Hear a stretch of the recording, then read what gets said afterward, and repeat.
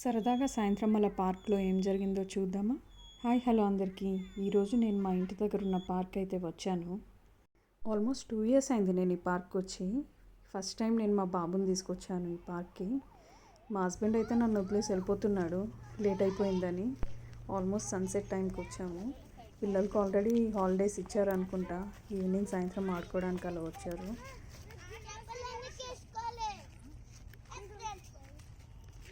ఈ పార్క్కి ఒక స్పెషాలిటీ ఉంది. అదేంటో నేను మీకు ఈ వీడియోలో చూపిస్తాను. ఈ బుడ్డోడు వాటర్ వదులుతున్నాడు. అసలు చిన్నపిల్లలు ఎక్కడ ఆగరు కదా. ఆల్మోస్ట్ సన్సెట్ టైంకి వచ్చాం మేము, ఎండలు ఎక్కువ కొడుతున్నాయని. మీ పిల్లలు ఎప్పుడైనా ఏడిస్తే బయటికి వెళ్దామంటే ఇక్కడికి పక్కా తీసుకురావచ్చు. వాళ్ళు చాలా బాగా ఎంజాయ్ చేస్తారు.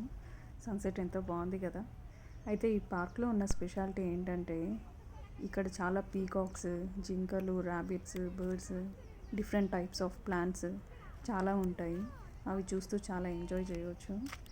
ఇక్కడ ఈ బోర్డు చూడండి ఎలా పెట్టారో. The best time to plant a tree was 20 years ago. The second time be it now అని. అదైతే నిజమే అండి. చెట్లు ఉంటేనే చాలా బాగుంటుంది. మనుషులు కూడా ఆరోగ్యంగా ఉంటారు. ఈ పీకాక్స్ ఇంకా ర్యాబిట్స్ చూసారా ఇక్కడ ఎంత బాగున్నాయో.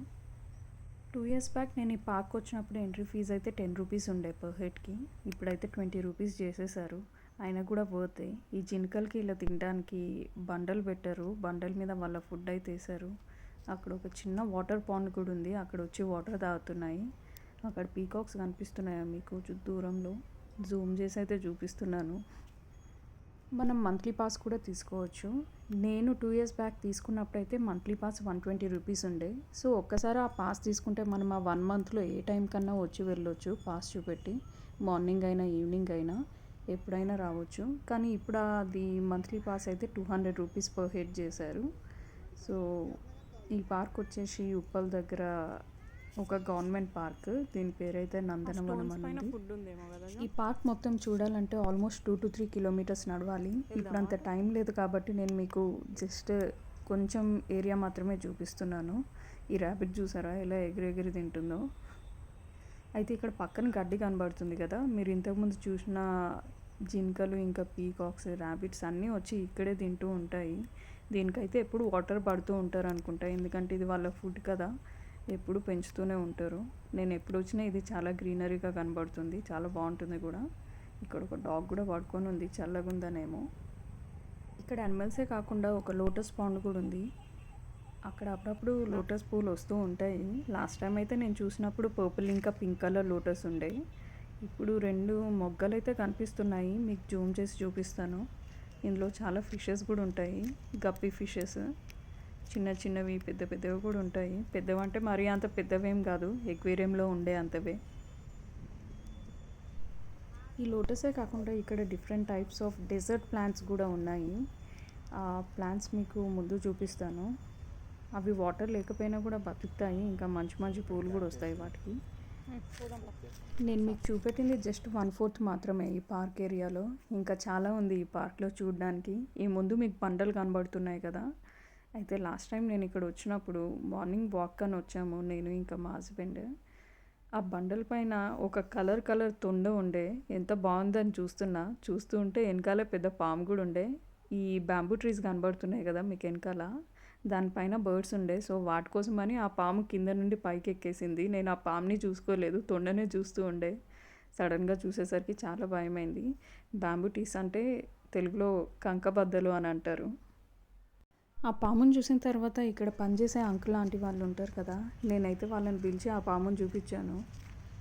వాళ్ళు పాములు పట్టాయనని పిలిచి ఆ పాముని పట్టించేశారు. ఆల్మోస్ట్ 1 hour పట్టింది ఆ పాముని పట్టుకోవడానికి.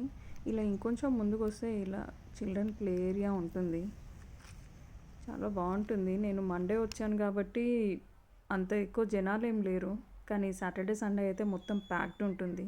నేను కూడా అలా కాసేపు ఉయ్యాల్లో కూర్చున్నాను టైంపాస్కి. మా బాబు చాలా ఎంజాయ్ చేస్తున్నాడు, ఫస్ట్ టైం కదా మొత్తం చూస్తున్నాడు.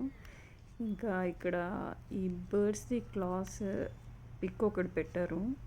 ఇక్కడ డిఫరెంట్ టైప్స్ ఆఫ్ బర్డ్స్ వస్తాయని, వాళ్ళ కాళ్ళు ఇలా ఉంటాయని. కరెక్ట్ పార్క్ మధ్యలో ఈ బోర్డు కూడా పెట్టారు. ఇక్కడ walking track, cycling tracks, dustbins and washrooms కూడా ఉన్నాయని, అలానే ఏమేమి చేయొద్దో కూడా రాశారు ఆ బోర్డు పైన.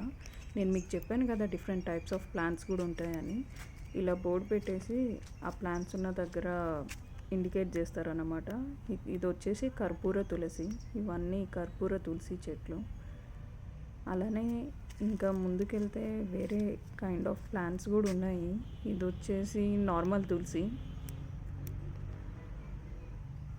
మీకు ఎప్పుడైనా చూడాలనిపిస్తే ఇక్కడ వచ్చి చూడండి, ఇంకా చాలా ఉంది పార్క్లో చూడడానికి. ఇది వచ్చేసి సబ్జా చెట్టు, బాగుంది.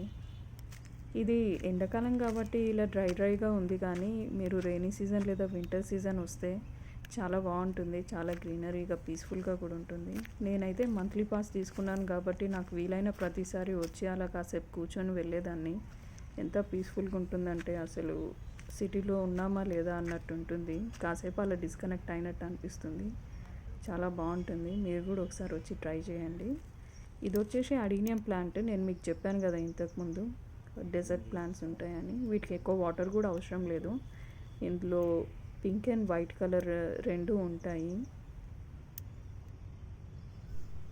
ఇది కూడా వన్ టైప్ ఆఫ్ డెజర్ట్ ప్లాంటే. అదంతా చాలా లావుగా ఉంది కదా. దాని పక్కన ఉంది అయితే క్యాక్టస్. దాని పక్కన ఇంకోటి పూలాగా ఉంది కదా గ్రీన్ కలర్లో, చాలా పెద్ద చెట్టు. అదైతే మా ఇంట్లో ఉంది. నేను దానికి ఆల్మోస్ట్ 1 మంత్కి ఒకటేసారి వాటర్ వేస్తాను. అయినా కూడా చాలా బాగుంటుంది. అక్కడక్కడ ఇలా ట్యాప్స్ ఉంటాయి చెట్లకు వాటర్ పట్టడానికి. అలానే ఈ పార్క్ వచ్చేసి మొత్తం 4 వేస్ ఉంటాయి. నేను మీకు చూపించింది అయితే ఇక్కడ 3 వేసే, ఇంకొకటి స్టార్టింగ్లో ఉంటుంది. మీకు నెక్స్ట్ టైం వచ్చినప్పుడు పార్క్ అంతా చూపెట్టడానికి ట్రై చేస్తాను. ఈరోజు వ్లాగ్లో మాత్రం ఇంతే, ఎందుకంటే లేట్ అయిపోయింది. Thanks for watching.